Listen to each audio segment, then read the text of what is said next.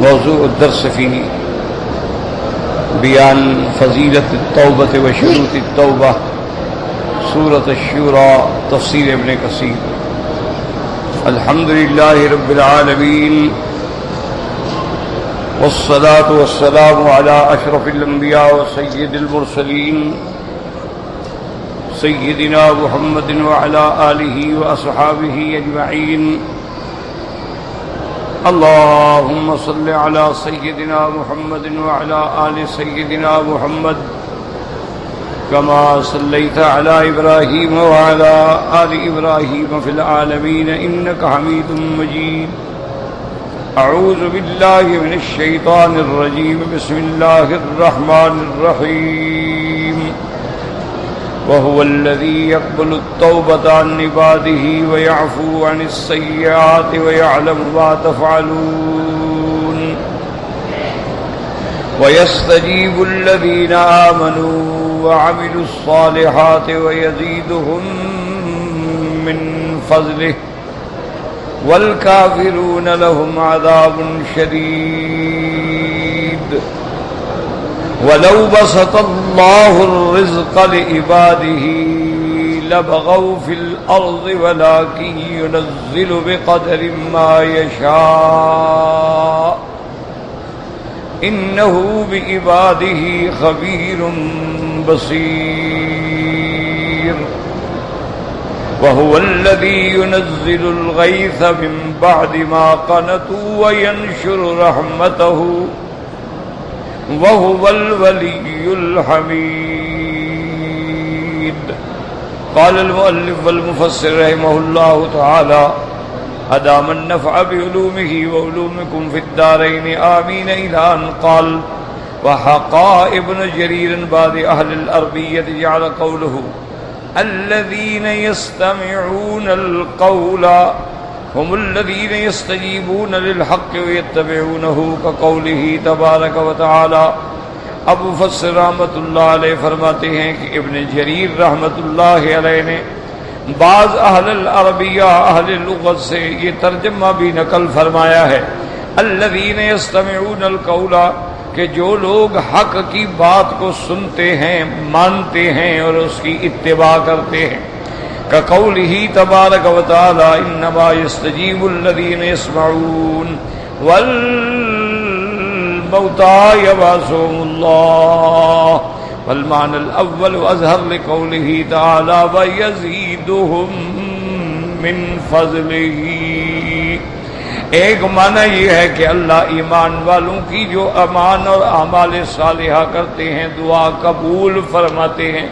ایک ترجمہ یہ ہے کہ ایمان والے اللہ کے قول حق کو قبول کرتے ہیں، لیکن اب مفسر رحمۃ اللہ علیہ فرماتے ہیں وہ پہلا قول جو ہے وہ ظاہر ہے، وہ زیادہ واضح ہے، چونکہ اللہ فرماتے ہیں وَيَزِيدُهُم مِّن فَضْلِهِ، ہم سے جو مانگتے ہیں ہم وہ بھی دیتے ہیں اور اس سے زیادہ بھی کر دیتے ہیں، کیونکہ اللہ تبارک و تعالیٰ کا یہ انعام ہے۔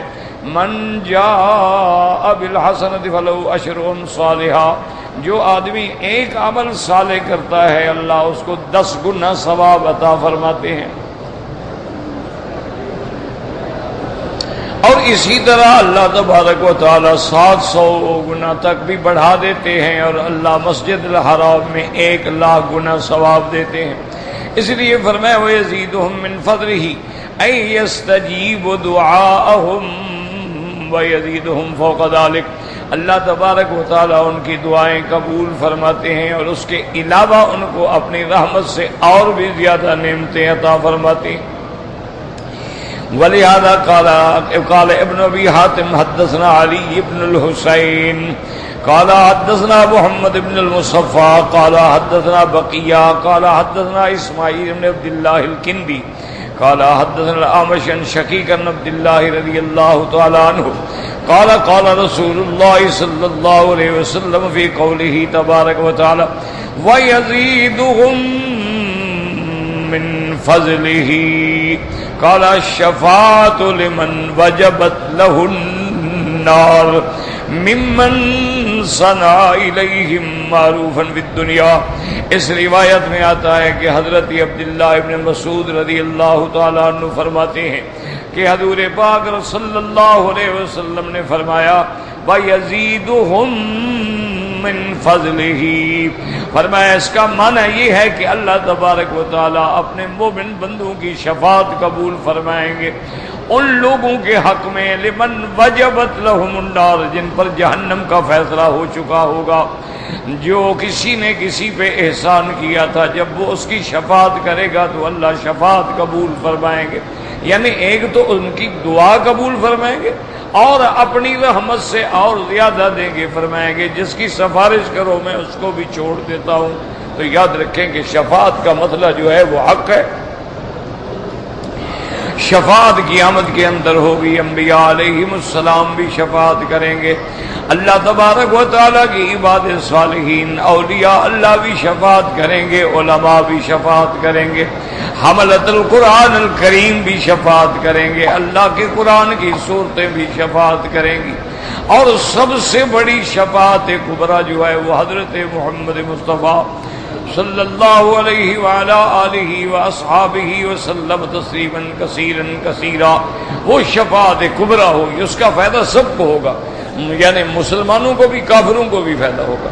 اس لیے کہ کیسے فائدہ ہوگا کہ پیشی شروع ہو جائے گی. یعنی وہ شفاعت صرف اس لیے ہوگی کہ یا اللہ بس ان کے مقدمے کا فیصلہ فرمائے. باقی کافروں کے لیے جہنم اور مومنین کے لیے جنت ہوگی. لیکن یہ ہے کہ وہ شفاعت کبریٰ جو ہے حضور پاک نے فرمایا صرف اللہ تبارک و تعالیٰ مجھے اجازت دیں گے اور میں کروں گا. اس کے علاوہ حضور پاک صلی اللہ علیہ وسلم اور بھی شفاعتیں فرمائیں گے. اس لیے حضور فرماتے انا اشفع و انا اشفع و انا اشفع، میں شفاعت کروں گا، میں پھر شفاعت کروں گا، میں پھر شفاعت کروں گا. حتی یقال لی هل رضیت یا محمد صلی اللہ علیہ وسلم، حتیٰ کہ اللہ فرمائیں گے کہ اب آپ راضی ہو گئے کہ نہیں راضی ہو گئے. میں کہوں گا رضیت یا رب، رضیت یا رب، میرے اللہ میں راضی ہو گیا، میں راضی ہو گیا. چونکہ اللہ نے حضور سے وعدہ فرمایا تھا وَلَسَوْفَ يُعْطِيكَ رَبُّكَ فَتَرْضَىٰ، میرے محبوب ہم آپ کو ایسا مقام، ایسی عظمت دیں گے کہ آپ کو راضی کر دیں گے. اسی لیے حضرت علی رضی اللہ تعالیٰ عنہ فرماتے تھے کہ ارجا آیتن فی کتاب اللہ تبارک و تعالیٰ، آپ فرماتے تھے کہ سب سے امید دلانے والی قرآن میں جو آیت ہے وہ یہی آیت ہے وَلَسَوْفَ يُعْطِيكَ رَبُّكَ فَتَرْضَىٰ. اللہ نے وعدہ کر لیا اپنے نبی سے کہ میں آپ کو راضی کروں گا. حضرت علی فرماتے تھے وَلَن تَرْضَىٰ مُحَمَّدٌ، اور محمد مصطفیٰ ہرگز راضی نہیں ہوں گے جب تک کہ آپ کی ایک بندہ بھی امت کا جہنم میں پڑا ہوگا. یعنی سب کو اللہ نکالیں گے. حضور صلی اللہ علیہ وسلم کی شفاعت بھی ہوگی، اولیاء اللہ کی شفاعت بھی ہوگی، علماء کی شفاعت بھی ہوگی، قرآن پاک یاد کرنے والوں کی شفاعت بھی ہوگی. اس کے خاندان کے 10 آدمیوں کے بارے میں الذین وجبت لهم النار، جن کو جہنم کے پروانے مل گئے ہوں گے، اللہ تبارک و تعالی شفاعت قبول فرما لیں گے. فرماتے ہیں وقال قتادہ عن ابراہیم النخعی فی قولہ عز وجل ویستجیب الذین آمنوا وعملوا الصالحات قال یشفعون فی اخوانہم، اللہ تبارک و تعالیٰ ان کے بھائیوں کے لیے ان کی شفاعت قبول کریں گے. وَيَزِيدُهُم مِّن فَضْلِهِ قَالَ يَشْفَعُونَ فِي إِخْوَانِهِمْ، اور بھائیوں کے بھائی دوستوں کے بارے میں بھی شفاعت قبول فرمائیں گے. وَقَوْلُهُ عَزَّ وَجَلَّ وَالْكَافِرُونَ لَهُمْ عَذَابٌ شَدِيدٌ لَمَّا ذَكَرَ الْمُؤْمِنَ مَا لَهُ مِنَ الثَّوَابِ الْجَزِيلِ وذكر الكافر ما له عنده يوم القيامة من العذاب الشديد الموجع المؤلم يوم معادهم وحسابهم. اللہ نے جب مومنین کی شان بیان فرمائی تو ان کے مقابلے پہ کافروں کا بھی ذکر فرماتی ہیں کہ جو کافر ہیں ان کے لیے قیامت میں عذاب ہوگا، عذاب سخت ہوگا، عذاب دردناک ہوگا. عذاب تکلیف دینے والا ہوگا۔ اللہ تبارک و تعالیٰ اس دن جب وہ لوٹیں گے اور جس دن ان کا حساب ہوگا، تو ایک تو بات ہمیشہ یاد رکھ لیں کہ قیامت میں پہلی تقسیم جو ہے وہ دو گروہ بن جائیں گے، ایک ایمان والے، ایک کافر۔ اب جو کافر ہیں ان کے لیے تو ہمیشہ کے لیے جہنم ہے، وہ فیصلہ کبھی تبدیل نہیں ہوگا۔ ایک بات کیا، کافروں کے لیے اللہ نے فیصلہ کر دیا ہے کہ جو بندہ شرک پہ، کفر پہ مرے گا اس پہ جنت میں جانا حرام ہے، جنت کی نعمتیں بھی اس پہ حرام ہے، اس کی سزا تو جہنم۔ یہ بات ختم ہو گئی۔ اب ہیں مومنین، مومنین کا معال جن کا خاتمہ ایمان پہ ہو۔ یاد رکھو، ایک آدمی مومن ہے لیکن مرنے سے پہلے نعوذ باللہ قادیانی بن گیا، کافر ہو گیا۔ ایک بندہ مومن ہے، مرنے سے پہلے عیسائی ہو گیا، مرنے سے پہلے ہندو ہو گیا، تو کافر ہو گیا۔ معنی یہ ہے کہ جس کا خاتمہ ایمان پہ ہو، انما الاعمال بالخواتیم، دار مدار جو ہے وہ خاتمے کے اندر ہے۔ اگر وہ ایمان پہ مر گیا ہے تو اس کا مآل جنت ہے۔ اب پھر حالات ہیں کہ ایمان والوں میں درجات ہیں کہ انبیاء کا درجہ ہے، رسولوں کا درجہ ہے۔ تو جو اللہ اپنے رسولوں کو درجہ دیں گے وہ انبیاء کو نہیں ہوگا، رسول افضل ہے۔ پھر جو اولو العزم من الرسل کو ہوگا وہ عام رسولوں کو نہیں ملے گا۔ پھر سب سے اعلیٰ درجہ جو ہے وہ حضرت محمد مصطفیٰ صلی اللہ علیہ وسلم کو ملے گا، پھر انبیاء کو ملے گا، صدیقین کو ملے گا، شہداء کو ملے گا، صالحین کو ملے گا، عباد اللہ المقربین کو ملے گا۔ تو پھر ان کے درجات۔ اب جناب وہ لوگ جو ہیں ایمان والے، خاتمہ ایمان پہ ہوا لیکن گناہ ہے، خلطوا عملا صالحا وآخر سیئا، اچھے عمل بھی ہیں اور بھڑے بھی ہیں۔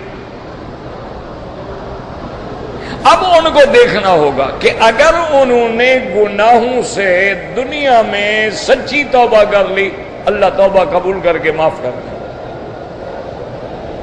اچھا، بعض ایسے لوگ بھی ہوں گے کہ ان کے پاس گناہ ہیں اور کبائر ہیں، بڑے بڑے گناہ ہیں، لیکن وہ توبہ بھی نہیں کر سکے۔ بات سمجھیے کہ ہے مسلمان لیکن گناہ گار ہے، شرابی ہے، وہ شراب پیتے ہوئے نشے میں مر گیا، توبہ کب کرے؟ اسی طرح نعوذ باللہ ثم نعوذ باللہ، ایک آدمی ہے مسلمان ہے لیکن قاتل ہے، ڈاکو ہے، ڈاکہ مارنے گیا، گولی لگی، خود مر گیا، کب توبہ کرے گا؟ اسی طرح اللہ معاف کرے، کوئی آدمی ہے وہ زنا میں مبتلا تھا، گھر والا آیا، اس نے مارا، دونوں مر گئے، وہ تو زنا کی حالت میں مر گیا، توبہ تو توبہ رہے گی۔ تو اب ان لوگوں کا کیا ہوگا؟ تو ان کے بارے میں عقیدہ اہل سنت والجماعت یہ ہے کہ اگر اللہ چاہے تو ان کے گناہوں پر بغیر سزا کے بھی معاف کر دیں، کیونکہ اس کا فیصلہ ہے کہ میں شرک معاف نہیں کروں گا، شرک کے علاوہ جو گناہ ہے میں چاہوں تو معاف کر دوں۔ اور بعض کا یہ ہوگا کہ اللہ حکم دیں گے کہ اس کے گناہ کی مثلا 10 سال سزا ہے، 10 سال جہنم میں ڈالو لیکن بعد میں نکالا جائے گا۔ تو اس لیے اللہ چاہیں تو بغیر کسی سزا کے معاف کر دیں، اس کی مرضی ہے، اور اس کا وعدہ ہے کہ یغفر ما دون ذلک لمن یشاء، شرک کے علاوہ جتنے گناہ ہیں میں چاہوں تو معاف کر دوں، شرک معاف نہیں ہوگا۔ اور یہ بات بھی یاد رکھ لو، لوگوں کے دماغ میں ایک غلط بات بیٹھ گئی ہے، وہ سمجھتے ہیں شرک یہ ہے جو بتوں کی پوجا کرے۔ یاد رکھو، بتوں کی پوجا کرے تو مشرک ہے، اگر وہ فرشتوں کی پوجا کرے تو مشرک ہے، چاند سورج کی پوجا کرے تو مشرک ہے، انبیاء کو سجدہ کرے تو مشرک ہے، اولیاء کو پکارے سجدہ کرے تو مشرک ہے، اللہ کے سوا غیر اللہ کی عبادت کرنا شرک ہے۔ اب یہ نہیں ہوتا کہ ضرور بتوں کی کرے، بہت سارے لوگ ہیں جو بتوں کی عبادت نہیں کرتے، سورج کو خدا سمجھتے، بہت سارے لوگ ہیں جو آگ کو خدا سمجھتے ہیں، وہ بتوں کی پوجا نہیں کرتے، تو کیا وہ جنت میں جائیں گے؟ بہت سارے لوگ ہیں جنہوں نے حضرت عیسیٰ کو خدا بنا لیا کہ عیسیٰ علیہ السلام خود خدا ہے۔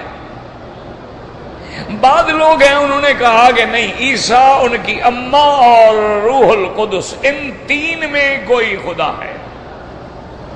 بعض نے حضرت عزیر کو خدا کا بیٹا بنا لیا، حضرت عزیر اللہ کے نبی ہیں۔ بعض لوگوں نے ملائکہ کی عبادت کی اور ملائکہ کو اللہ کی بیٹیاں بنا لی۔ تو یاد رکھیں ہمیشہ کہ والذین اتخذوا من دونہ اولیاء، اللہ کے سوا کسی غیر کو اپنا حاجت روا سمجھنا یہی شرک ہے۔ یہ نہیں ہے کہ جی بتوں کو سجدہ کرو تو شرک ہے اور قبر کو سجدہ کرو تو جائز ہے، یہ بات غلط۔ اور پھر جو لوگ ایک تقسیم کرتے ہیں کہ جناب عبادت کا سجدہ الگ ہوتا ہے، قبر پہ جو ہم سجدہ کرتے ہیں وہ عبادت کا نہیں ہوتا، وہ تو تعظیم ہے، وہ تو ہم ان کی بزرگی کی تعظیم کے طور پہ جھکتے ہیں۔ تو یاد رکھیں کہ صحابہ نے خود حضور سے پوچھا، صحابہ نے خود سرکار دو عالم سے پوچھا، انہوں نے کہا یا رسول اللہ صلی اللہ علیہ وسلم، ہم جب باہر کے ملکوں میں جاتے ہیں، فارس ہے، روم ہے، بادشاہ ہیں، لوگ آتے ہیں بادشاہوں کو سجدہ کرتے ہیں اور پھر ہاتھ باندھ کے کھڑے ہوتے ہیں، آپ تو ہمارے دین کے بھی بادشاہ ہیں، دنیا کے بھی بادشاہ ہیں، آپ ہمیں اجازت دیں ہم بھی آپ کو سجدہ کریں۔ تو اب وہ تعظیم کے لیے سجدہ پوچھ رہے تھے یا نبی کی عبادت کے لیے سجدہ پوچھ رہے تھے؟ وہ تعظیم کرنا چاہتے تھے۔ حضور نے فرمایا خبردار، اگر اللہ کے سوا کسی غیر اللہ کو سجدے کی اجازت ہوتی، میں عورت کو حکم دیتا کہ اپنے خامد کو سجدہ کرے، لیکن اللہ کے سوا کسی غیر کو سجدہ کرنا جائز نہیں، خبردار کوئی مجھے سجدہ نہ کرے۔ تو اگر اللہ کے نبی کو سجدہ نہیں ہو سکتا ہے، اچھا دیکھیں سرکار دو جہاں پہ وفات ہو گئی، آپ اپنی قبر مبارک میں دفن ہو گئے، روضہ مبارک میں آپ آرام فرما ہو گئے، کسی ایک صحابی نے کبھی حضور کی قبر پہ سجدہ کیا تعظیم والا؟ یعنی ان کے دل میں تعظیم نہیں تھی، تمہارے دل میں تعظیم ہے؟ وہی عقل کی بات کرو بھئی۔ جن صحابہ نے اپنی جان، مال، اولاد، تن، دھن سب نبی پر قربان کر دیا، ان کے دل میں تعظیم نہیں تھی کہ بھی ہم حضور کے روضے پہ آ رہے ہیں سجدہ کریں، ہم بھی بوسہ دے دیں، ہم بھی قبر شریف کو چوم لیں؟ کسی ایک صحابی سے، حضور کے لاکھوں صحابی ہیں، لیکن سوال پیدا نہیں ہوتا کہ سجدہ کیوں؟ اللہ کے نبی نے فرما دیا کہ غیر اللہ کا سجدہ حرام۔ اگر غیر اللہ کا سجدہ بطور عبادت کر رہا ہے تو کافر ہو گیا، بطور تعظیم کر رہا ہے تو فاسق فاجر ہو گیا کہ اللہ کے نبی کے حکم کی نافرمانی کر رہا۔ اسی طرح اللہ کو پکارنا، اسی کا نام توحید ہے۔ دکھ ہے، سکھ ہے، بیماری ہے، تکلیف ہے، ہر حال میں اللہ کو پکارنا ہے۔ اب اگر اللہ کے سوا غیر اللہ کو پکارے، کیا مانا؟ بتوں کو نہیں، کوئی غیر نبی کو پکارے، یا رسول اللہ، یا نبی اللہ، یا جبرائیل، یا میکائیل، یا اسرائیل، یا خضر، یا عبد القادر جیلانی، یا معین الدین اجمیری، یا فضل، یہ سب شرک ہے کہ یا حرف ندا ہے، اور ندا صرف اللہ کے لیے ہے کہ یا اللہ، یا رحمان، یا رحیم، یا حی، یا قیوم، یا ذا الجلال والاکرام، یہ ندا ہے۔ اس لیے اپنے عقیدے ٹھیک کر لیں، کیوں؟ شرک والے کے لیے تو بخشش ہی نہیں۔ بندہ اگر مشرک مر گیا تو پھر تو بخشش کا سوال ہی پیدا نہیں۔ ہاں گناہ گار ہے وہ معافی ہو سکتی ہے، اللہ چاہے تو بغیر سزا کے معاف کر دیں، اور چاہے تو سزا کے بعد معاف کر دیں، شفاعت سے معاف کر دیں، کسی پیغمبر کی سفارش سے معاف کر دیں، اللہ کے ولی کی سفارش سے معاف کر دیں، اور آخر میں اللہ خود اپنی رحمت سے نکال دیں، وہ ٹھیک۔ لیکن ان کو جنہوں نے کبھی شرک نہیں کیا، مشرک باغی ہوتا ہے خدا کا، اور باغی کو کوئی معاف نہیں کرتا۔ آج دنیا کا بادشاہ باغی کو معاف کرتا ہے؟ تو اللہ تو ملک الاملاک ہیں، وہ اپنے باغی کو کیسے معاف کرتے ہیں؟ اس لیے اللہ تبارک و تعالی نے فرما دیا والکافرون لہم عذاب شدید، یعنی قیامت والے دن کافروں کے لیے عذاب شدید سخت ہوگا، الموجع والمؤلم، درد پہنچانے والا، تکلیف پہنچانے والا۔ اب اللہ فرماتے ہیں وَلَوْ بَسَطَ اللَّهُ الرِّزْقَ لِعِبَادِهِ لَبَغَوْا فِي الْأَرْضِ أَيْ لَوْ أَعْطَاهُمْ فَوْقَ حَاجَتِهِمْ مِنَ الرِّزْقِ لَحَمَلَهُمْ ذَلِكَ عَلَى الْبَغْيِ وَالطُّغْيَانِ مِنْ بَعْضِهِمْ عَلَى بَعْضٍ أَشْرًا وَبَطَرًا۔ اب اس آیت کو سمجھیں، اللہ فرماتے ہیں کہ اگر ہم سب پہ اپنا رزق کھول دیں، سب کو امیر بنا دیں، تو یہ سارے کے سارے جب دولت آ جائے گی تو زمین میں بغاوت کریں گے، فساد کریں گے۔ کیوں؟ غریب آدمی جو ہے بیچارہ، اس کو تو اپنی روٹی سے فرصت نہیں ہے، وہ بغاوت کیا کرے گا، وہ فساد کیا کرے گا؟ ہو تو سارا دن غریب ہل چلاتا ہے، مزدوری کرتا ہے، شام کو روٹی بھی پوری نہیں ہوتی۔ کبھی بیچارہ لسی سے روٹی کھا رہا ہے، کبھی گڑ سے کھا رہا ہے، کبھی بصل سے کھا رہا ہے۔ اب تو ظالموں نے اتنا ظلم کیا، وہ دال گڑ بھی نہیں ملتا۔ اب تو ظالموں نے اپنی تجوریاں بھر ڈالی ہیں، اپنے بینک اکاؤنٹ میں بے انتہا حساب دولت ڈال دی ہے، اور غریب کے لیے دال نہیں ملتی ہے، اس کو لسی نہیں ملتی ہے، بجلی نہیں ملتی، پانی نہیں ملتا، کھانا نہیں ملتا، کام نہیں ملتا۔ چھوٹے چھوٹے بچے لے کے سڑک پہ کھڑے ہیں، بورڈ لگا کے میں بچے بیچنے کے لیے کھڑا ہوں، کوئی خریدتا ہے؟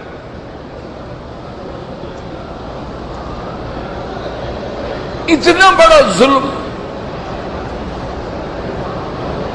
اور یہ نہیں ہے، یاد رکھو کہ بس جی یہ ہو، نہیں، سوال یہ ہے کہ ایک طرف امیر آدمی کا کتا مکھن کھاتا ہے اور غریب آدمی کے بچے رات کو بھوکے سوتے ہیں، تو یہ کیا ہے؟ یہ اس سے بڑا کوئی ظلم ہے؟ پھر کہنا جی یہ تو بس قدرتی آفات ہے، قدرت کسی پر ظلم نہیں کرتی جب تک ہم ظلم کا ذریعہ نہیں بنتے۔ اللہ کسی کو سزا نہیں دیتا، اللہ تو معافی دیتے ہیں، معافی دیتے ہیں، معافی دیتے ہیں، لیکن جب تم حد سے بگڑ جاتے ہو، حدود سے باہر نکل جاتے ہو، تو پھر اللہ کے عذاب آتے ہیں۔ اچھا، اور خدا کی قدرت ہے، جب آگ لگتی ہے تو جہاں خشک لکڑیاں جلیں گی وہاں سبز بھی جل جاتی ہیں۔ تو اس لیے ہمیشہ یاد رکھیں، اللہ فرماتے ہیں میں قادر ہوں، میں چاہوں تو سب پر رزق کھول دوں، لیکن یہ زمین میں فساد کریں۔ اب دیکھیں نا، فرعون کو پیسہ ملا تو اس نے پوری دنیا میں اپنے زیر سلطنت فساد کیا۔ قارون کو ملا، حامان کو ملا، فرعون کو ملا، ابھی جہل کو ملا، نمرود کو ملا، ابھی لہب کو ملا، ولید بن المغیرہ کو ملا۔ جس کو بھی اللہ نے دولت دی انہوں نے کیا کیا؟ ورنہ اللہ چاہے سب کو غنی کر دے۔ اور دوسرا یہ ہے کہ اگر سب کو اللہ غنی کر دے تو نظام عالم درہم برہم ہو جائے۔ مثلا سارے امیر ہو گئے تو ڈرائیور کون بنے گا جناب؟ وہ تو پہلے امیر ہوگا، چھوڑو یار میں تمہاری گاڑی چلاؤں، کیوں؟ تمہارے پاس گاڑی ہے، میرے پاس بھی گاڑی۔ اگر سارے امیر بن جائیں تیرے گھر کی دیواریں کون اٹھائے گا؟ سارے امیر بن جائیں تیرے جوتے کون تیار کرے گا؟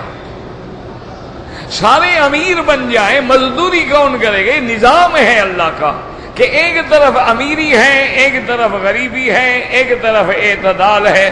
یہ اس کا محتاج ہے، وہ اس کا محتاج ہے، یہ دولت کا محتاج ہے، وہ اس کے عمل کا محتاج ہے۔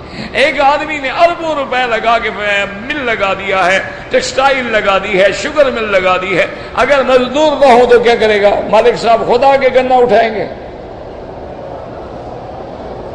ایک نظام ہے اللہ کا، ورنہ اللہ چاہے تو سب پہ رزق کھول دے، اس کے آگے کوئی مشکل نہیں ہے، وہ تو کن فیکون، بس ہو جا۔ اچھا اب ایک سوال پیدا ہوتا ہے، یاد رکھو کہ بھئی اگر سب کو رزق زیادہ ملنے سے فساد ہوگا تو قیامت والے دن تو جنت میں سب کو زیادہ ملے گا. بات سمجھیں کہ جب قیامت ہوگی وہاں تو ادنا منزلتن، جو جنت میں سب سے نیچے درجے والا مومن ہوگا اس کے جو خدم اور غلام اور حشم اور خدمت گزار اور نعمتیں جو ہیں مسیرت الف عام، حضور نے فرمایا 1000 سال چلتا رہے تو اس کے نعمتیں ختم نہیں ہوں گی. یہ تو ہوگا سب سے ادنا، اور اعلیٰ کیا ہوگا اس کی تو شان کا اندازہ خود لگا رہے. وہ حدیث مبارک میں آتا ہے نا جی کہ ایک بندہ اللہ نے اس پہ رحم فرمایا، وہ حکم دیا کہ بھی اس کو جہنم سے نکال کے باہر بٹھا دو.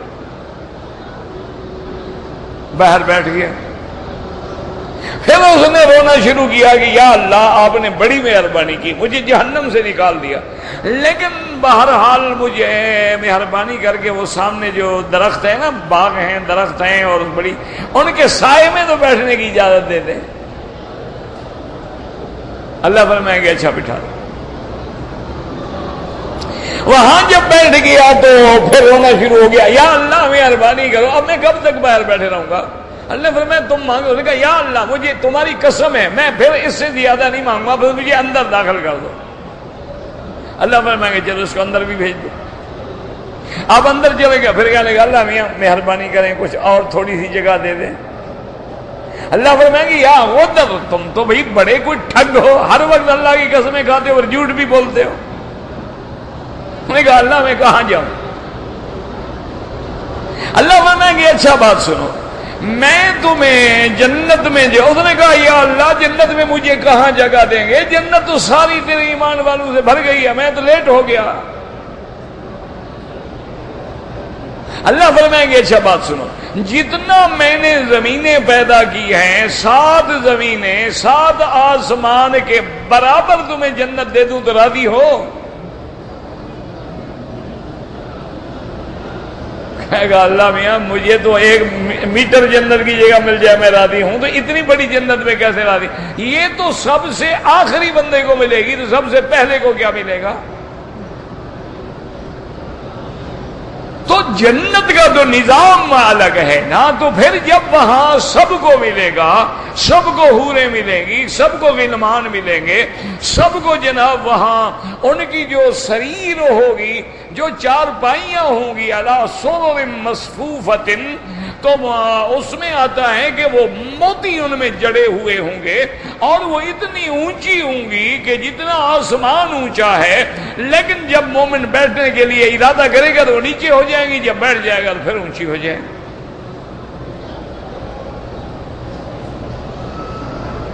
تو وہاں تو جب اللہ سب کو نعمت دے دیں گے، وہاں تو کوئی غریب ہوگا نہیں، وہاں تو کوئی محروم ہوگا نہیں،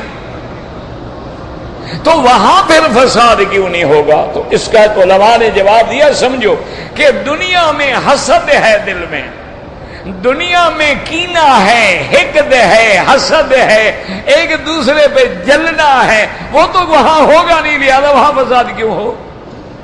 یہاں تو اس لیے فساد ہوتا ہے نا کہ آدمی جل جاتا ہے، یار اس کا گھر اچھا ہے، اس کی گاڑی اچھی ہے، اس کے جانور اچھے ہیں، اس کے برتن اچھے ہیں، تو وہ جلتا ہے، حسد کرتا ہے. اچھا میں کیسے حاصل کروں؟ چلو ایسے نہیں ملتا، مارو گولی مار ڈالو، لے کے بھاگ جاؤ. تو یہاں تو اس حسد کی وجہ سے جرم ہوتے ہیں، وہاں حسد تو ہوگا نہیں. اللہ فرماتے ہیں کہ جب ہم جنت میں داخل کریں گے ان کو پاک کر دیں گے. وَنَزَعْنَا مَا فِي صُدُورِهِمْ من غل، ان کے دلوں کے اندر جو غل ہے، جو حقد ہے، اللہ فرماتے ہیں ہم کھینچ کے نکال دیں گے، وہ صاف ہو جائیں گے. اس لیے روایات میں آتا ہے کہ سیدنا علی رضی اللہ تعالیٰ عنہ بیٹھے تھے، حضرت طلحہ تشریف لے آئے، عبداللہ ابن زبیر کے بیٹے. حضرت علی نے چادر بچھائی اور فرمایا یا ابن عمی، اے میرے چاچے کے بیٹے، اے میرے بھتیجے بیٹھ جاؤ ادھر، اور یاد رکھو دنیا میں تو تیری اور میرے ابے کے درمیان میں جنگ ہو گئی، لڑائیاں ہو گئی، لیکن قیامت میں ہم دونوں کٹھے جنت میں ہوں گے، کوئی کینہ نہیں ہوگا، کوئی بغض نہیں ہوگا۔ وَنَزَعْنَا مَا فِي صُدُورِهِم مِّن غِلٍّ إِخْوَانًا، اللہ فرماتے ہیں ہم سب کے دلوں سے کینہ نکال دیں گے، وہ سب بھائی ہوں گے۔ عَلَىٰ سُرُرٍ متقابلین، وہ بڑے آسمانی اور جنت کی چار پائیوں پہ بیٹھے ہوں گے، آمنے سامنے ہوں گے۔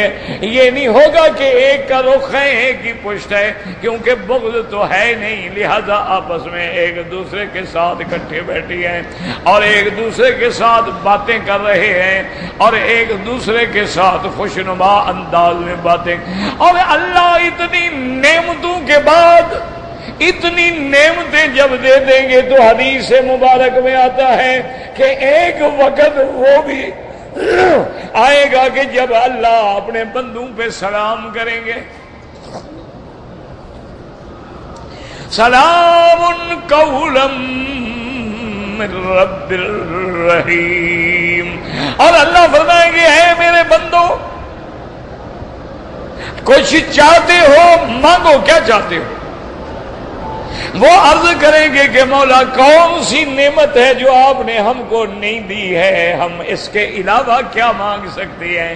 میرا مولا آپ نے سکن میں، آپ نے معقولات میں، مشروبات میں، مشمومات میں، زوجات میں، غلمان میں، ہر نعمت سے ہمیں نوازا ہے، اور کون سی نعمت رہ گئی ہے جو ہم آپ سے سوال کریں؟ اللہ فرمائیں گے اچھا یاد رکھو آج میں تمہیں ایسی نعمت دیتا ہوں جو تمہیں آج تک نہیں ملی۔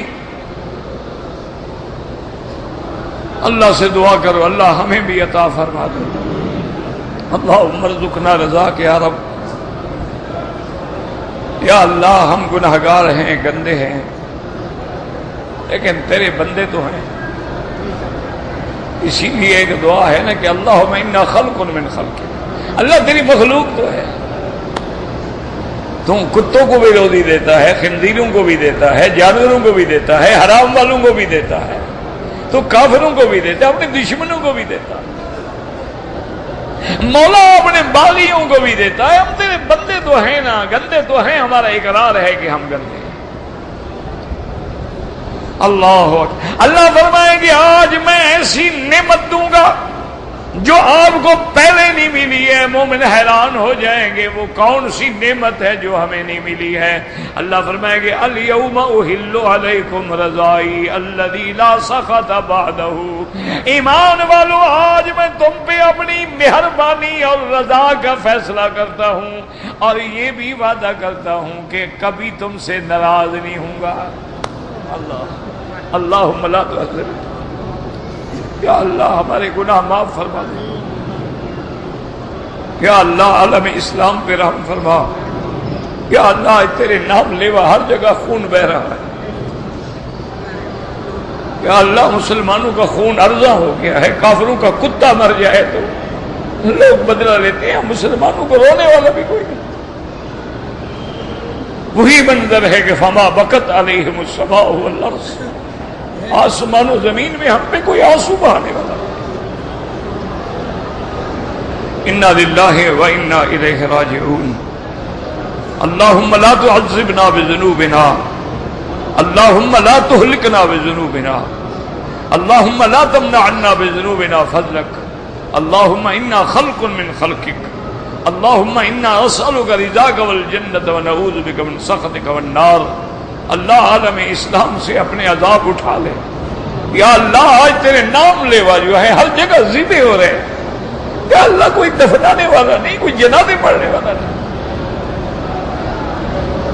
اللہ اکبر اللہ اکبر، یا اللہ ہم کسی امتحان کے قابل نہیں ہیں، اللہم سلمنا ولا تسلمنا وامنحنا ولا تمتحنا، یا اللہ ہم پہ احسان کر دے، ہم امتحان پہ قابل نہیں ہیں، رحمت کے فیصلے فرما دے، رحمت کے فیصلے فرما دے کہ آج یہود ہیں، ہنود ہیں، نصارہ ہیں، یا اللہ مستشرقین ہیں، منکرین دین ہیں، منکرین قرآن ہیں، وہ سب خوش ہو رہے ہیں اور مسلمانوں کے خون کی ہولی کھیلی جا رہی ہے۔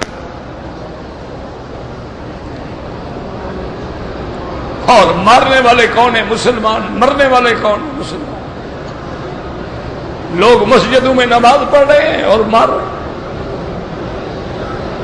کیا چاہتے ہیں؟ یعنی مسجدوں میں ڈر کے مارے آئندہ کوئی نہ آئے۔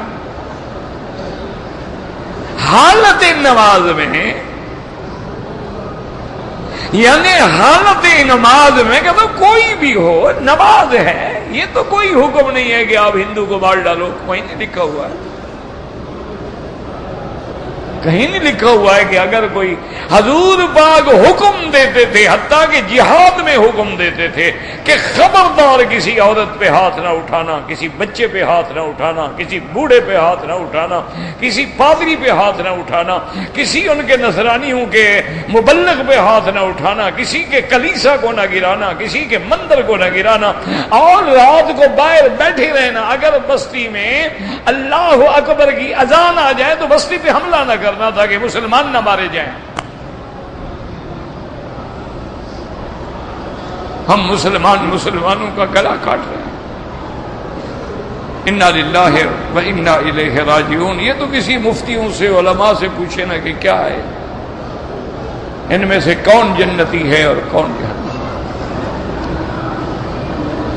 اللہ اکبر، اللہ اکبر، اللہ اکبر، اللہ اکبر۔ عدد ذنوبنا حتى تغفر، اللہ اکبر مما اخاف واحذر، اللہ اکبر، اللہ اکبر علی من طغى وتجبر۔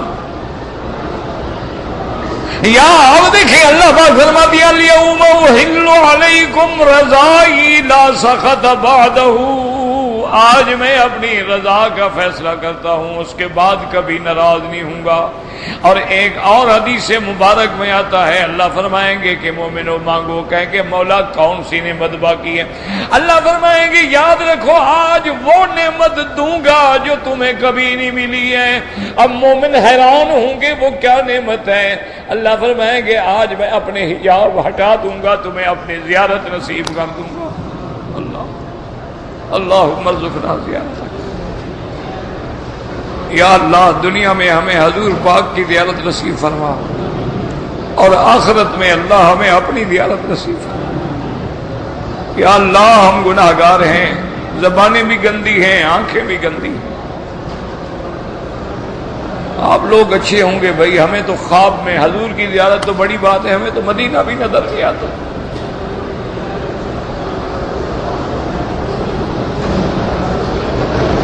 لا حول ولا قوت الا باللہ۔ اور اس کے بعد یاد رکھیں حدیث میں یہ بھی آیا کچھ، چونکہ قرآن ہے نا، وجوہ یومئذ ناظرۃ الی ربہا ناظرہ۔ قیامت والے دن ایسے مومن ہوں گے، ایسے پاک چہرے ہوں گے جو اپنے رب کو دیکھنے والے ہوں گے۔ اور حدیث میں آتا ہے بعض لوگوں کو اللہ مہینے میں ایک دفعہ زیارت کروائیں گے، اور بعض کو ہفتے میں ایک دفعہ زیارت کروائیں گے، اور بعض ایسے خوش نصیب ہوں گے جن کو صبح و شام زیارت نصیب ہو۔ اللہم صلی علی سیدنا محمد وعلى آل سيدنا محمد كما صليت على إبراهيم وعلى آل إبراهيم في العالمين إنك حميد مجيد۔ اس لیے اللہ تبارک و تعالیٰ نے ارشاد فرمایا ہے، فرماتے ہیں وقال قتادہ کان یقال خیر العیش ما لا یلہیک ولا یطغیک۔ حضرت قتادہ رحمت اللہ علیہ فرماتے ہیں سب سے بہتر زندگانی کی نعمت یہ ہے جو تمہیں کھیل میں بھی نہ ڈالے اور تمہیں سرکش بھی نہ بنا ڈالے، بس اتنا کافی ہے۔ وذكر قتادہ حدیث انما اخاف علیکم ما یرضی اللہ تعالی من زہرۃ الحیات الدنیا وسؤال السائل. اب حضرت قتادہ نے وہ حدیث بیان کی. آپ نے فرمایا کہ اللہ تبارک و تعالی اتنی نعمتیں دیں گے, اتنی دنیا دیں گے کہ اللہ تبارک و تعالی جو ہے ما یخرج من زہرۃ الدنیا نعمت و سؤال السائل حیات الخیر بالشر, کہ پھر پتہ نہیں کہ کیا وہ خیر سے آتا ہے یا شر سے آتا ہے. اس لیے حضور نے فرمایا میں انی لا اخاف علیکم الفقر ولکن اخشی علیکم الغنی, مجھے اپنی امت پہ یہ ڈر نہیں ہے کہ وہ بھوکے مر جائیں گے, لیکن یہ ڈر ہے کہ اللہ اتنی دولت دے دیں گے کہ یہ فساد میں پڑ جائیں گے, یہ طغیان میں پڑ جائیں گے, اس بات کا ڈر ہے. ولکن ینزل بقدر ما یشاء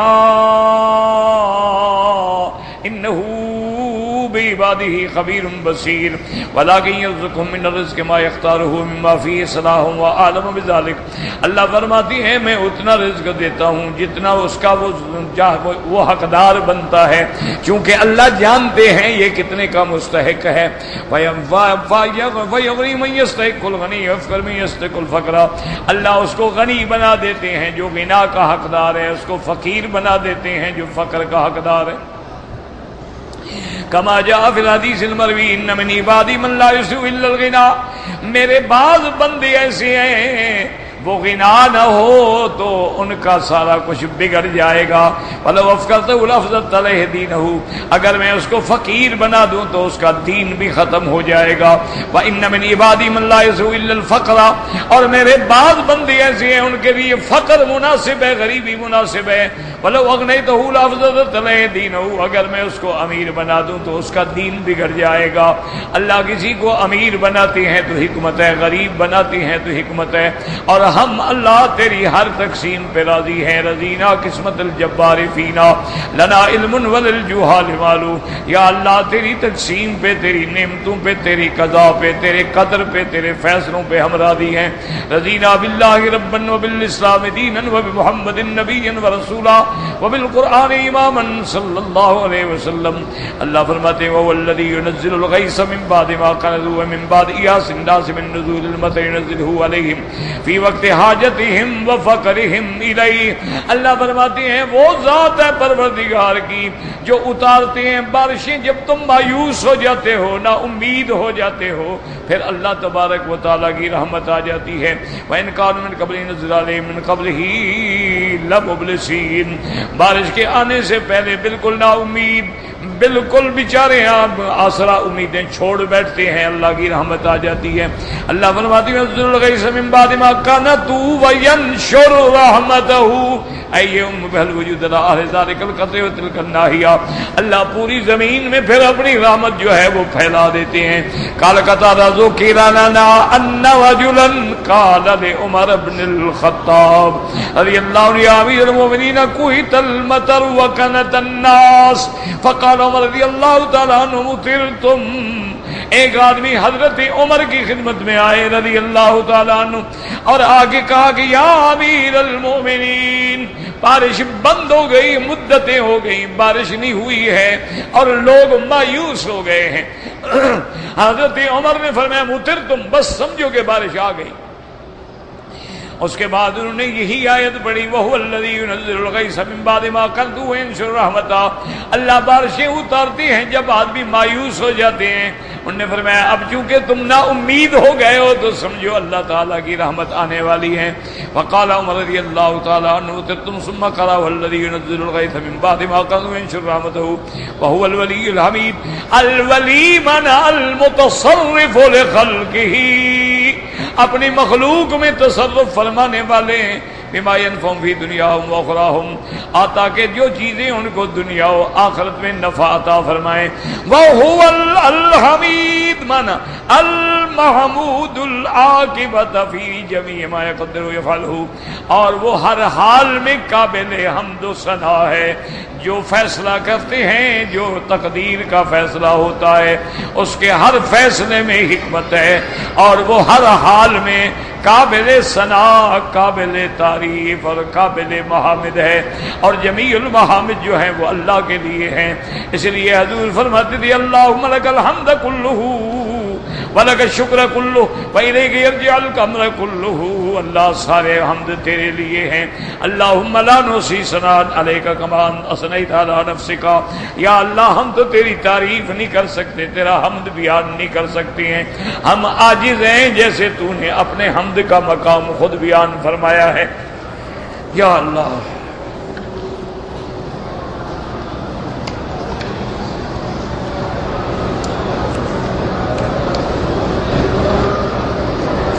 کہتے جی کہ یہاں پر جو اذان ہوتی ہے ظہر کی, یاد رکھو اس سے 10-15 منٹ پہلے زوال ہو جاتا ہے. وہ جمعہ ہو کوئی ہو ایک ہی, وہ جمعہ کے دن یہ تھوڑا ہے کہ زوال الگ ہوتا ہے. اگر دوران طواف نماز کھڑی ہو جائے, عورتیں بالکل پیچھے نکل جائیں, مردوں کے آگے نماز پڑھنا ان کے لیے ناجائز ہے. اور بعض ائمہ کے نزدیک حتیٰ کہ امام ابو حنیفہ فرماتے ہیں عورت آگے ہو یا محاذات میں ہو تو نماز ہوتی ہی نہیں. یہ ہر آدمی اپنے گھر والوں کو سمجھائے کہ اذان سے آدھا گھنٹہ پہلے وہ طواف چھوڑ دے تاکہ نکل کے جا سکے کہیں. این ٹائم نکلیں گی تو کہاں جائیں گے؟ نہ اپنی نمازیں خراب کریں, نہ حضور کی امت کی نمازیں برباد کریں.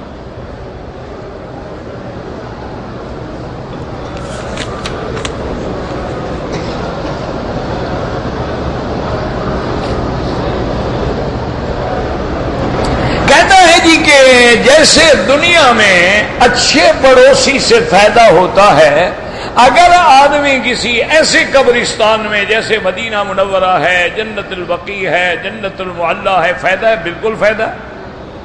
لیکن شرط اول یہ ہے کہ موت ایمان پہ ہو, پھر مکے مدینے میں دفن, پھر فائدہ ہے. فائدہ کیسے نہیں؟ اس سے بڑا کوئی فائدہ ہوگا کہ حضور فرماتے ہیں کہ اول من ينشق عنہ القبر, سب سے پہلے میری قبر مبارک کھلے گی. ہاں کذا ابعث, اور میں کھڑا ہوں گا, حضرت عیسیٰ, حضرت ابو بکر, عمر میرے ساتھ ہوں گے. ثم آتی علی باب البقیع الغرقد, پھر میں جنت البقیع قبرستان کے دروازے پہ آؤں گا, وہ بھی سب کھڑے ہو چکے ہوں گے. ثم انتظر لأہل مکہ تا, پھر میں مکے والوں کی انتظار کروں گا, اور جب مکے والے آ جائیں گے اجعلہم علی یمینی وعلی المدینۃ عن شمالی, مکے والوں کو میں داہنے ہاتھ پہ رکھوں گا, مدینے والوں کو بائیں ہاتھ پہ رکھوں گا. صحابہ نے کہا یا رسول اللہ کیوں؟ آپ نے فرمایا وہ تو میرے مہمان ہیں نا, چل کے میرے پاس آئے ہیں نا, مدینے والے تو میرے گھر والے.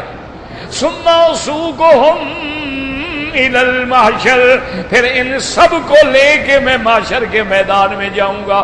اس سے بڑا کوئی فائدہ ہے کہ ہم حضور کے ساتھ جائیں؟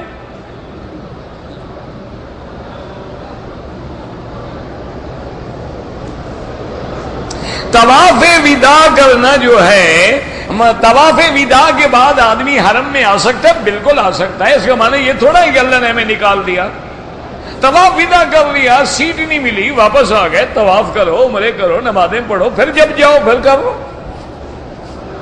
اور طواف کرتے ہوئے نظر جو ہے وہ نیچے ہو, اور آرام سے چلے, نہ سینہ پھیرے نہ پشت کرے.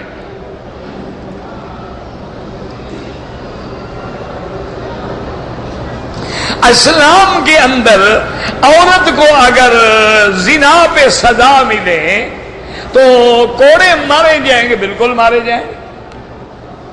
اللہ کا قرآن ہے نا, یہ تو کوئی مولویوں کا مسئلہ ہے ہی نہیں نا, یہ تو قرآن ہے کہ الزانیۃ والزانی فاجلدوا کل واحد منہما مئۃ جلدہ. اللہ فرماتا ہے زانی مرد ہے یا عورت ہے, اگر کنواری ہے اس کو 100 کوڑے مارے جائیں گے. ولا تاخذکم بہما رأفۃ, اور ان پہ اب تمہیں کوئی مہربانی نہیں آنی چاہیے, کوئی رعایت نہیں آنی چاہیے. جنہوں نے اللہ سے بغاوت کی ہے مہربانی کا حقدار رہا ہی نہیں ہے.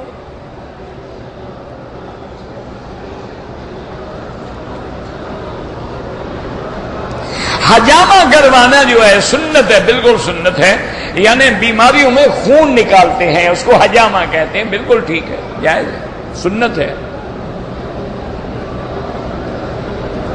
اگر جمعہ کا خطبہ ہو رہا ہے اور آدمی مسجد میں داخل ہو تو امام ابو حنیفہ فرماتے ہیں کہ وہ بیٹھ جائے, اب نہ نماز پڑھے, کچھ بھی نہ کرے, بیٹھ جائے. کیونکہ اللہ کے نبی نے امر بالمعروف سے بھی منع فرمایا ہے کہ اگر کوئی آدمی بول رہا ہے اس کو بھی نہ کہو کہ چپ کر. لیکن باقی ائمہ فرماتے ہیں کہ 2 رکعت پڑھ کے بیٹھے، خطبہ ہو رہا ہے تو ہوتا رہے.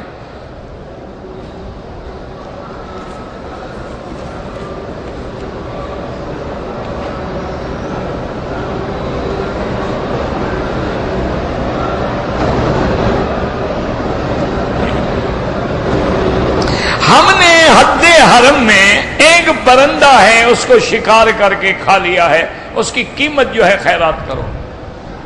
اندازہ لگا لو اس کی قیمت کتنا ہوگی، خیرات کر دو. جب حضرت زکریا علیہ السلام داخل ہوتے کمرے میں تو بی بی کے پاس رزق ہوتا تھا. گھر میں اگر صبح کی 2 رکعت فجر والی ہم پڑھ لیں، اس کے بعد کوئی نماز نہ پڑھیں ما سوا فجر کی نماز کے، چونکہ اذان ملنے کے بعد حضور صرف 2 رکعت سنت پڑھتے تھے، پھر فرض نماز پڑھتے تھے.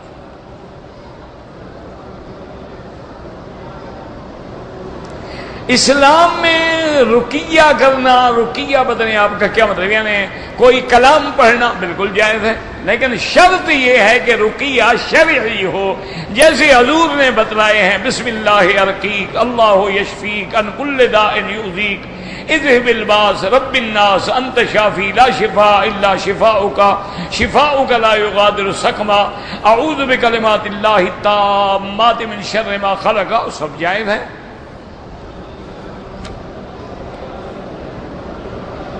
نماز میں نیت ضروری ہے، نیت کے بغیر تو کوئی عمل ہوتا ہی نہیں. انما الاعمال بالنیات، اور نیت کا مقام دل ہے. اب ہم جس نماز کے لیے کھڑے ہیں بس نیت ہو گئی، دوبارہ کہنا ضروری نہیں ہوتا. زبان سے استحضار ہوتا ہے کہ ہم یاد کریں، کیوں ایسا نہ ہو کہ عشاء پڑھیں اور کہیں فجر پڑھ رہے ہیں، وہ تو استحضار ہے، اصل نیت جو ہے وہ دل میں ہے.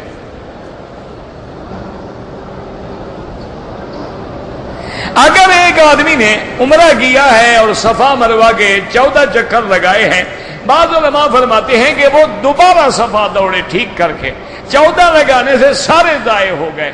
چونکہ ختم کرنا تھا اس نے مروہ پہ، اس نے ختم کیا صفا پہ، لہذا وہ کہتے ہیں ادا ہی نہیں ہوئی.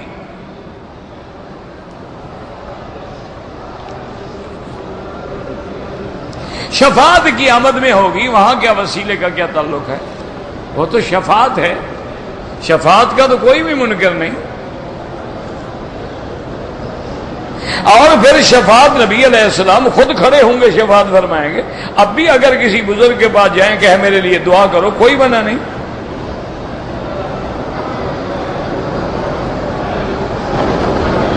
حرم میں لوگوں نمازیوں کے آگے نہ گزریں، مجبوری ہے تو سجدے کی جگہ سے دور گزریں. مستورات نماز میں منہ ڈھانپ کے پڑھیں، نماز میں منہ ڈھانپنا ضروری نہیں ہے. نماز کے اندر پردے کرنے کی ضرورت نہیں. ہر بندہ نماز میں ہوگا، کوئی ایسا بدبخت بھی ہوگا کہ لوگ نماز پڑھیں کہ وہ عورتوں کو دیکھتا رہے گا. وہ تو خود نماز مانے ہے نا، ہر چیز سے کوئی ادھر ادھر نظر ڈال ہی نہیں سکتا.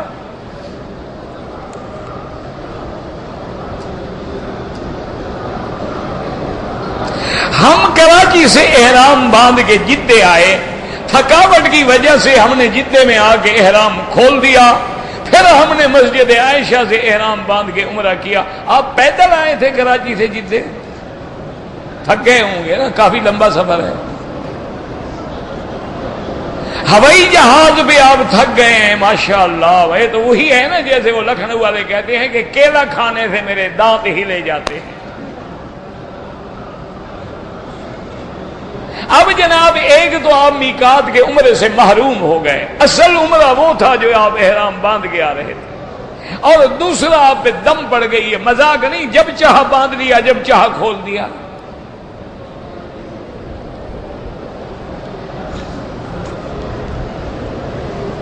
قرآن کریم پڑھنا جو ہے وہ سنت ہے، سننا جو ہے واجب ہے.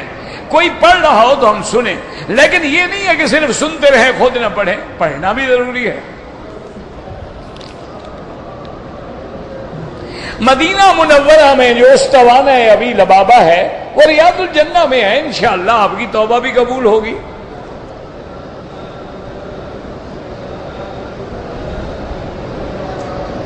مجھے کسی حاجی نے دیا تھا کہ مکہ کے اندر کسی دینی مدرسے کے لیے کچھ خرید لیں، ہم کافی مدرسے ہیں، مدرسوں میں جا کے دیں، خرید لیں، ان سے جا کے پوچھو ان کو کیا ضرورت ہے۔ تم ایک چیز خریدو ان کو ضرورت ہی نہ ہو، کیا فائدہ ہوگا؟ مدرسے میں چلے جاؤ کہ جی یا تو یہ پیسے ہیں لے لیں اور آپ اپنے لیے مدرسے کے لیے کوئی چیز لے لیں، یا ہمیں بتائیں کیا ضرورت ہے ہم آپ کو خرید کر کے دے دیں۔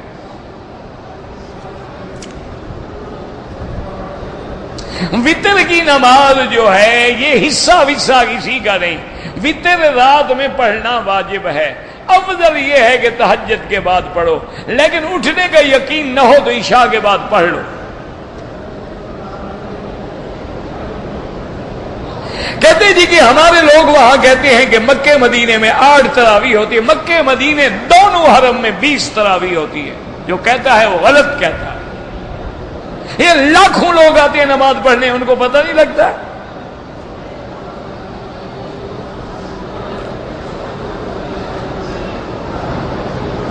اپنا گھر ہے، مکان ہے، کوئی جائیداد، اس پہ کوئی زکوٰۃ نہیں۔ زکوٰۃ کا معنی یہ ہوتا ہے کہ جو پیسے سال میں تمام اخراجات گھر کے کرنے کے بعد بچ جائیں اس پہ زکوٰۃ ہے۔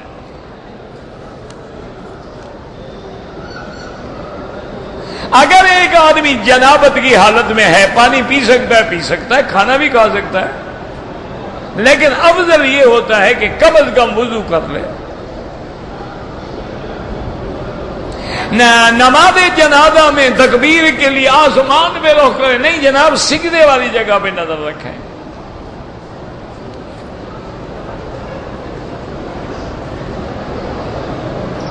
اگر ہم نے اذان ہو گئی مثلاً ایک مسجد میں، ہم نے سنتیں پڑھ لی، اس مسجد میں بعد میں اذان ہوئی، کوئی نہیں، ٹھیک کیا، وقت ہو گیا، آپ نے پڑھ لی، اذان اس میں ہو یا اس میں ہو۔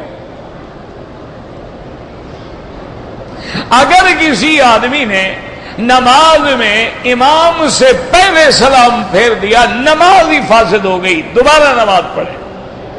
اسی لیے تو ہم کہتے ہیں کہ امام کے بغیر گزارا ہی نہیں، امام ہونا بھی ضروری اور اس کی اتباع بھی ضروری ہے۔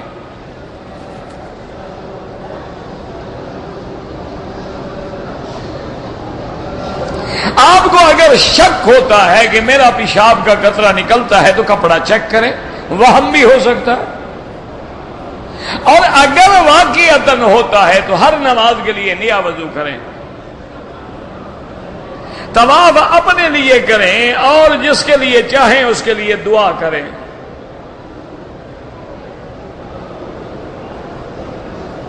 کہتے جی کہ موت کا وقت مقرر ہے، ہاں بالکل مقرر ہے، لیکن کمی زیادتی اللہ چاہیں تو کر دیں، یم اللہ ما یشاء و یثبت، لیکن اس کا فیصلہ ان اجل اللہ اذا جاء لا یؤخر، جو وقت ہے وہ کبھی نہیں ٹلتا، وہ جو ٹلتا ہے وہ تقدیر میں لکھا ہوتا ہے کہ اگر اس بندے نے یہ عمل کیا تو عمر 60 سال، نہ کیا تو 40 سال، وہ بھی تقدیر میں پہلے سے لکھا ہوتا ہے۔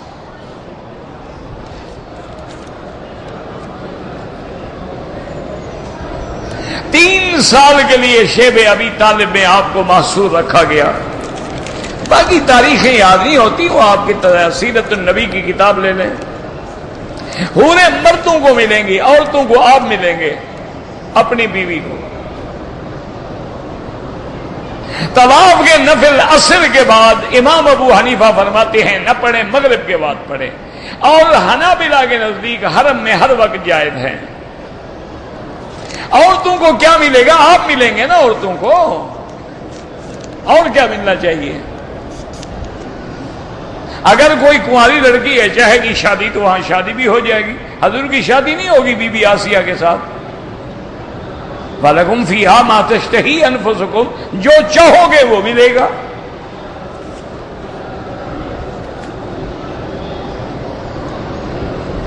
جو لوگ مدینہ سے آتے ہیں، مدینے سے مکے والے ہوں، مدینے والے ہوں یا حاجی ہوں، جب مدینے سے مکے آئیں گے میقات ہے، عمرہ لازم کریں۔ نماز جنازہ میں تکبیر میں ہاتھ نہیں اٹھائے جاتے احناف کے نزدیک. حالت احرام میں آدمی اپنی بیوی کو اگر بوسہ دے دے تو دم تو نہیں ہوگا، استغفار بھی کرے اور کچھ خیرات بھی کر دے. یعنی تمہیں موقع اس وقت ملا ہے، پہلے موقع نہیں ملتا، یا احرام باندھ کے بوسہ دینے کی کوئی منت مانی تھی؟ پہلے بیوی بات نہیں سنتی ہوگی نا، ورنہ تو سنت یہ ہے احرام باندھنے سے پہلے سب کچھ کر کے فارغ ہو کے غسل کر کے پھر احرام باندھو. لیکن وہ بیوی بیچاری احرام سے تو مجبور تھی نا، وہ کھڑی رہی تو اس کا فائدہ ہو گیا. انا للہ و انا الیہ. کتنے مہینے کا احرام تھا جناب جو تمہیں صبر نہیں ہو سکا؟ اسی لیے قرآن کہتا ہے کہ لا رفث ولا فسوق، کہ اپنی بیوی پہ شہوت کی نظر بھی نہ ڈالو، کوئی شہوت کی بات بھی نہ کرو. اگر کسی عورت نے غلطی سے حیض کی حالت میں طواف کر لیا، اللہ معاف کرے، توبہ بھی کرے، ایک دم بھی ادا کرے. بھائی اس کو کوئی سیڈیز دینی ہے تو اس کو دے دیں، وہ پوچھ لیں کیا لینا چاہتا ہے.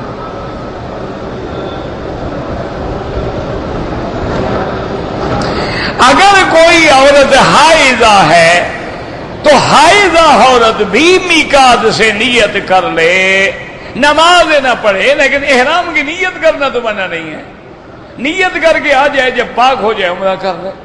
اگر اس کی سیٹ ہے تو پھر نیت ہی نہ کرے، سیدھا جدہ چلی جائے.